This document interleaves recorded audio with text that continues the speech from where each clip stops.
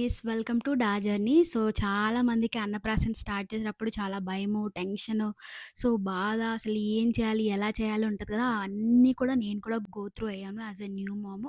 నాకైతే చాలా తలనొప్పొచ్చేసేది. అసలు ఏంటి ఎట్లా అంటే స్టార్ట్ చేయకముందే చాలా భయపడిపోయేదాన్ని. ఎట్లా చేయాలి? ఏం చేయాలి? పిల్లోడికి తిన్నాక అరుగుతుందా? లేదా? అని చెప్పి చాలా మల్టిపుల్ క్వెషన్స్ అయితే అవన్నీ ఆలోచించి తలనొప్పి అయితే తెచ్చుకున్నాను. కానీ వేరే మామ్స్ ఇట్లా ఇబ్బంది కాకూడదు అని, ఇలా ఇబ్బంది పడకూడదు అని నా ఎక్స్‌పీరియన్స్‌ని అయితే మీ అందరితో కూడా నేను షేర్ చేసుకోబోతున్నాను. అయితే వీడియో అయితే ఎండ్ వరకు చూడండి.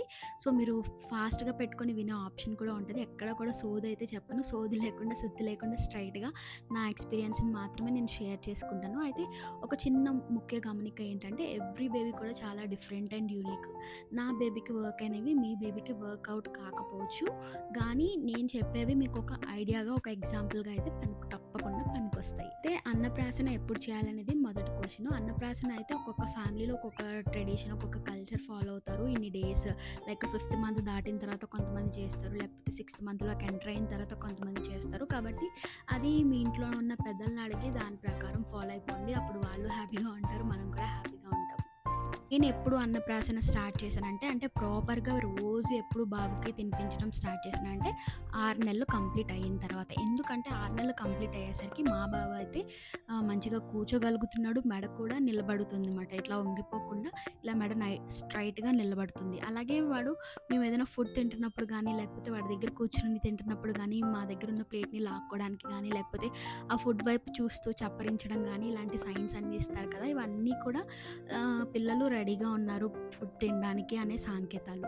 నెక్స్ట్ క్వెషన్, ఉగ్గు ఎలా ప్రిపేర్ చేసుకోవాలి? ఉగ్గు చాలా సింపుల్ అండి. నాకు కూడా ఫస్ట్ తెలీదు. అయితే మా మదర్ చేసి చూపించారు. ఒక గ్లాసు బియ్యాన్ని తీసుకొని మనం శుభ్రంగా 7, 8 సార్లు కడిగిన తర్వాత ఒక 2 గంటల సేపయితే నానబెట్టుకోవాలి. నానబెట్టిన తర్వాత ఫ్యాన్ కిందైనా మనం ఆరబెట్టుకోవచ్చు. లేకపోతే ఎండలో అయినా ఆరబెట్టుకోవచ్చు. ఎండలో ఆరబెడితే కనుక దుమ్ము, మట్టి పడకుండా జాగ్రత్త పడాలి. బాగా ఆరిపోయిన తర్వాత మనం బియ్యాన్ని పట్టుకుంటే మంచిగా సౌండ్ వస్తాయి ఆడిస్తే. సో, అంత మంచిగా ఆరిన తర్వాత మిక్సీలో పట్టుకోవడమే. సో, మిక్సీ ఆడినప్పుడు పిండి మరీ మెత్తగా బియ్యపు పిండిలా కాకుండా కొంచెం రవ్వలాగా మనము ఆడుకోవాలన్నమాట. సో, అర టీ స్పూన్ రైస్‌కి అంటే అర టీ స్పూన్ పిండికి నేను హాఫ్ గ్లాస్ వాటర్ అయితే తీసుకొని మరిగించి బాయిల్ చేసుకున్న తర్వాత ఈ కలిపి పెట్టుకున్న బియ్యపు పిండి వాటర్‌ని అయితే అందులో వేసి చక్కగా ఉండలు లేకుండా మంచిగా నేను ఒక 5-10 నిమిషాల వరకు దగ్గరే ఉండి కలుపుకునేదాన్ని. మనం దగ్గర లేకపోతే అది పొంగిపోవడమైనా అవుతుంది. లేకపోతే ఉండలు కట్టేయడమైనా జరుగుతుంది. కాబట్టి దగ్గరుండి కలుపుకుంటే మంచిగా పిల్లలు తినగలిగే అంత మెత్తగా అవుతుంది. రన్నీగా ఉంటుంది.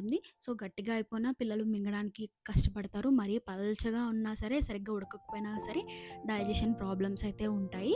కాబట్టి మెత్తగా తినగలిగేలా ఉండాలి. మనం పట్టుకుంటే ఆ పిండి మన చేతిలో చాలా మెత్తగా అయిపోతుందన్నమాట. అలాగని చెప్పి అది గట్టిగా ఉండకూడదు, రన్నీగా ఉండకూడదు. సో, పిల్లలు తినగలిగే అంత వెచ్చదనంతోనే వాళ్ళకి మనం సర్వ్ చేయాలి.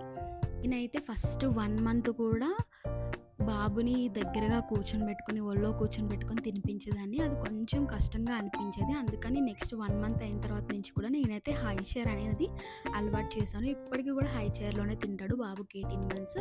ఆ చైర్ ఉండడం వల్ల మామ్స్‌కి చాలా ఈజీ అవుతుంది పని. అలాగే పిల్లలు కూడా హ్యాపీగా కూర్చొని తింటారు.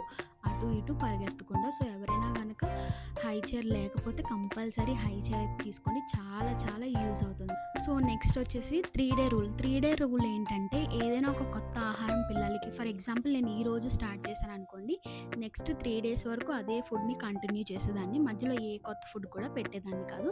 సో, అలాగే ఫర్ ఎగ్జాంపుల్ రైస్ ఉగ్గు తీసుకుంటే బియ్యంతో చేసిన ఉగ్గుని ఒక 3 రోజులు పెట్టిన తర్వాత బాబు రియాక్షన్ ఎలా ఉందో చూసేదాన్ని. అయితే ఫస్ట్‌లో సాలిడ్స్ స్టార్ట్ అయిన కొత్తలో అయితే మోషన్ 2 డేస్‌కి ఒకసారి అయ్యేది. సో, డాక్టర్‌ని కలిసినప్పుడు ఇది చాలా కామను. సో, బాబు సరిగ్గా ఫీడ్ తీసుకుంటున్నారా అంటే మదర్ ఫీడ్ తీసుకుంటున్నాడా? మీరు పెట్టిన సాలిడ్ ఫుడ్ కూడా తినగలుగుతున్నాడా? అని అడిగారు. ఈ ప్రశ్నలన్నిటికీ అవును అన్నప్పుడు అయితే 2 డేస్‌కి వెళ్ళడం అనేది కామను.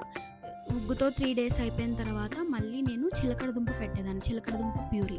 ఆ ప్యూరీ ఎలా చేయాలంటే చిలకడ దుంపని మంచిగా శుభ్రం చేసుకొని పైన తొక్కంతా తీసేసి చాలా చిన్న ముక్కలుగా కట్ చేసుకుంటే చాలా మెత్తగా ఉడికిపోతుంది. తగినన్ని నీరు పోసి మనము మెత్తగా అయ్యేంత వరకు ఒక 7, 8 విజిల్స్ వచ్చేంత వరకు ఉడికించుకున్న తర్వాత దాన్ని మెదుపుకోవడమే.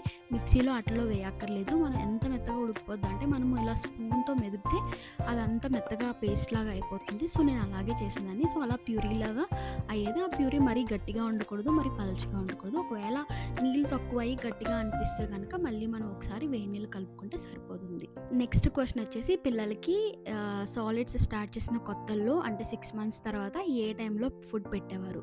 నేనైతే ఫుడ్డు మార్నింగ్ మామూలుగా లేచిన వెంటనే బ్రెస్ట్ ఫీడ్ చేసేదాన్ని. సో, ఫీడింగ్, బాత్ ఇవన్నీ అయిపోయిన తర్వాత 11, 11:30 ఆ టైంలో అయితే బాబుకి నేను ఉగ్గు పెట్టేదాన్ని. 1 మంత్ వరకు కూడా అంటే 6 మంత్స్ దాటిన తర్వాత 1 మంత్ కూడా నేను ఒక పూటే, అది కూడా ఆ ఒక పూట కూడా రోజు ఒకే టైంకి 11, 11:30 ఆ టైంకి నేను ఫుడ్ పెట్టేదాన్ని. క్వాంటిటీ ఎంత పెట్టేదాన్నయితే సో, బాబు తినగలిగే దాన్ని బట్టి మనం చూసుకొని పెంచుకోవచ్చు. కొంచెం కొంచెం పెంచుకోవచ్చు. అంటే తింటున్నాడు కదా అని చెప్పి మరీ ఎక్కువ కూడా పెట్టకూడదు. ఫస్ట్ డే నేనైతే హాఫ్ టీ స్పూన్‌తో స్టార్ట్ చేసి అదే ఒక 2, 3 రోజులు కంటిన్యూ చేశాను. Next day 1 spoon. ఆ 1 స్పూన్ కూడా ఒక వారం రోజులు కంటిన్యూ చేశాను. అలాగా క్వాంటిటీ పెంచుకుంటూ వెళ్ళాను.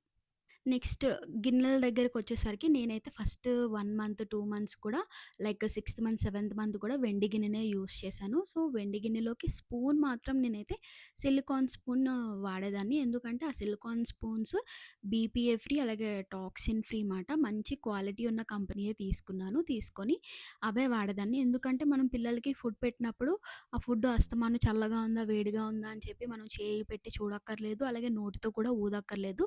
ఆ సిలికాన్ స్పూన్ ఏంటంటే, ఆ ఫుడ్‌లో మనం పెట్టినప్పుడు ఫుడ్ వేడిగా ఉంటే కలర్ చేంజ్ అయిపోతుంది. చల్లగా ఉంటే నార్మల్ కలర్‌లోనే ఉంటుంది. సో, కలర్స్ చేంజ్ అయ్యే సిలికాన్ స్పూన్ అయితే నేను తీసుకొని బేబీకి ఫీడ్ చేసేదాన్ని. సో, ఇంతేనండి. ఒక 1 వీక్ అయితే రైస్ ఉగ్గు, ఆ తర్వాత వీక్ అయితే లైక్ ఒక 3 డేస్ పంకిన్ ప్యూరీ, ఒక 3 డేస్ స్వీట్ పొటాటో ప్యూరీ అలాగా 1 మంత్ అయితే ఇదే కంటిన్యూయస్‌గా రిపీటెడ్‌గా చేసుకుంటూ వచ్చేదాన్ని. ఇంపార్టెంట్ రూల్ ఏంటంటే 1 ఇయర్ లోపు పిల్లలకి నేను సాల్ట్ అయితే అస్సలు యూజ్ చేయలేదు. సో, కొంతమంది ఏం పర్వాలేదు అంటారు. కొంతమంది నో అంటారు. కొంతమంది యెస్ అంటారు. సో, ఆ కన్‌ఫ్యూజన్స్ అన్నీ ఏం లేకుండా నేనైతే డాక్టర్స్ చెప్పిన ప్రకారం 1 ఇయర్ వరకు సాల్ట్ అయితే యూజ్ చేయలేదు. 1 ఇయర్ వరకు తేనె కూడా యూజ్ చేయలేదు. సో, అది ఫ్రెండ్స్. సో, ఇప్పటివరకైతే నన్ను అడిగిన ప్రశ్నలన్నిటికి కూడా నేను క్లియర్‌గా ఆన్సర్ ఇచ్చాననే అనుకుంటున్నాను. ఒకవేళ ఇంకా ఏమైనా డౌట్స్ ఉంటే కామెంట్ చేయండి.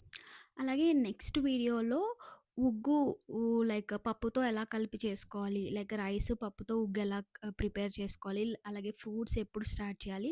ఎలా స్టార్ట్ చేయాలి? స్టార్టింగ్ ఎలాంటి ఫ్రూట్స్ ఇవ్వాలి? కూడా డీటెయిల్‌గా చెప్తాను. అలాగే ఈలోపు మీకు ఇంకేమైనా డౌట్స్ వస్తే గనక కామెంట్ చేయండి. లేకపోతే పర్సనల్‌గా అయినా ఇన్‌స్టాగ్రామ్‌లో ఉంటే గనక పర్సనల్‌గా అయినా డీఎం చేయండి. సో, ఈ వీడియో గనక మీకు యూజ్ అయితే తప్పకుండా లైక్ చేయండి. అలాగే మీకు ఏమైనా ఈ వీడియో వల్ల మీకేమైనా యూజ్ అయినా కూడా మీ హ్యాపీనెస్‌ని కూడా నాతో షేర్ చేసుకోండి. అలాగే మీ ఫ్రెండ్స్, ఫ్యామిలీలో ఎవరైనా న్యూ మామ్స్ ఉంటే ఈ రీల్‌ని గానీ, వీడియోని గానీ వాళ్ళతో షేర్ చేసుకోండి. మీరు గనక ఫస్ట్ టైమ్ చూస్తున్నట్టయితే తప్పకుండా సబ్స్క్రైబ్ చేసుకోండి. Thank you. See you in next video. Happy parenting.